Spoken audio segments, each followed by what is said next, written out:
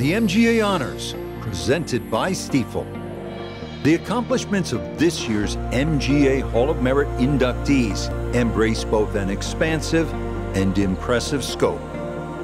To begin, we need to dial back golf's time machine.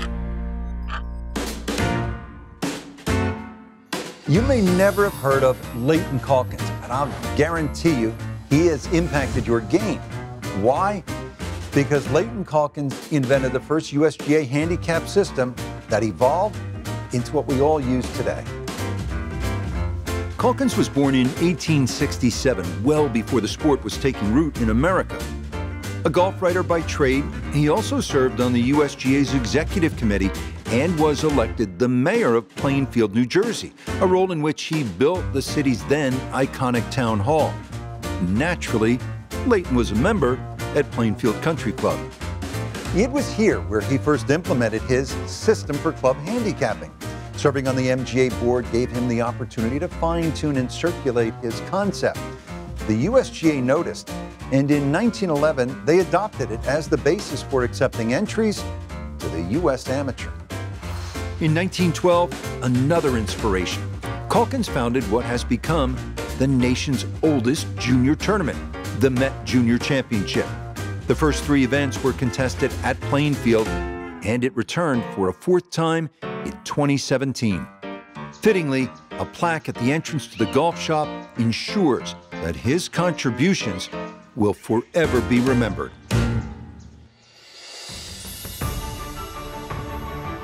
Imagine you're a Scottish lad, roughly 20 years old. You've just apprenticed under the watchful eye of old Tom Morris, and you come to America to pursue your life's passion, stepping off the boat with only $2 to your name. And so begins the story of Donald Ross, arguably the most prolific course architect in history. You're most likely well aware of his handiwork, famed designs like Seminole, and his beloved Pinehurst No. 2, where he lived the majority of his 66 years. Like all professionals of his day, Ross was well-versed in every aspect of the game. As a player, he won a trio of North and South amateurs and finished 5th in the 1903 U.S. Open. And as an architect, well, the Dornick native mastered the natural look. With humps, bumps, and moguls, he brought an eye-pleasing rumpledness to his designs. Especially around the greens. Oh, those turtleback greens, surrounded by closely mown chipping areas that demand a delicate touch and oftentimes leave us trembling, cold sweats, and nightmares. Ross is credited with creating over 400 layouts from 1900 until his passing in 1948, and the Met area is blessed to have many of those gems still in existence. Most of his work locally centered on New Jersey and iconic courses like Montclair, Mountain Ridge, and Plainfield. Long after Ross first sketched and routed and molded his holes, they have tested the skills and patience and imagination of golf's finest players competing in the game's premier events. Maureen Orcad. She first learned the game as a 10-year-old in 1917. Her mother would bring her to the golf course as a way to shelter her from the polio pandemic. 7 years later, she was skipping high school classes to play in the Women's Eastern Amateur, and she won. Okay, she had a note from her teacher, but... As an amateur, Orcutt amassed victories with great fervor. 10 WMGA Match Play Championships spanning 42 years, 7 Eastern Ams, 6 New Jersey State Ams.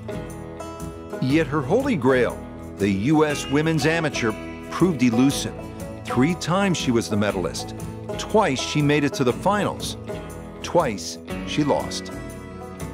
And if that doesn't give you an appreciation for how good she was, how about this? Maureen was selected to the inaugural Curtis Cup plus 3 others and never experienced a team defeat.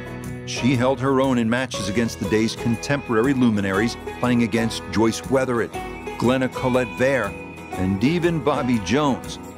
Long iron play was her specialty, and in 1962, then again in 1966, she achieved a lifelong goal, winning the Senior U.S. Women's Amateur, thus a prized national championship.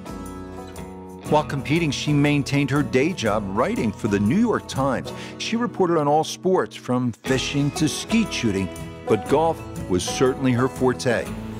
Maureen called White Beaches Country Club her home, and every year the WMGA conducts a junior tournament there in her honor to inspire future generations. A champion of the game her entire life, she passed away in 2007 within a wedge of her 100th birthday.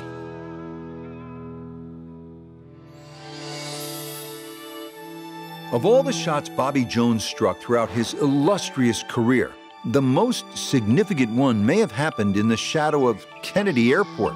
A 2-iron from the rough to the 18th green in a playoff at the 1923 U.S. Open at Inwood. You see, that swing started it all. Until then, Jones had been an amazing prodigy who, in today's vernacular, simply couldn't close the deal. In that final round, he finished bogey, bogey, double bogey, and seemingly wasted another major opportunity. But that clutch playoff birdie became the game changer. It sealed the deal and propelled him to the first of his 13 major championships. A Georgian by birth, Bobby Jones formed lengthy and sincere associations with many clubs in the Met area. We just had the best time in the world. These people have been too kind. There's one story that I really love. It preceded that 23 Open. Jones had been struggling with his putting when he came to Nassau Country Club on the eve of that championship. He rescued a beat-up, hickory-shafted putter, nicknamed Calamity Jane. It inspired all the confidence he needed. Nassau members immortalized that good fortune by naming the original golf shop, now the Halfway House, in honor of that famous blade. He won the 1929 U.S. Open at Winged Foot, and even though he lost the 1926 U.S. Amateur at Baltusrol, denying him his third straight Havemeyer Trophy, he was made a non-resident member and later consulted with A.W. Tillinghast on design tweaks for the lower course. He was also a member and course record holder at Knollwood. There, historians believe the initial discussions on building Augusta National took place with his close friend Clifford Roberts.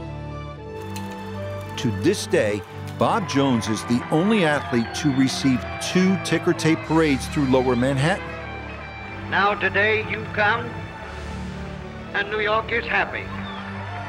In 1926 and in 1930, on his way to the Grand Slam. So please join me in welcoming 4 exceptional inductees: Calkins, Ross, Orcutt, and Jones, the MGA's Hall of Merit class of 2021.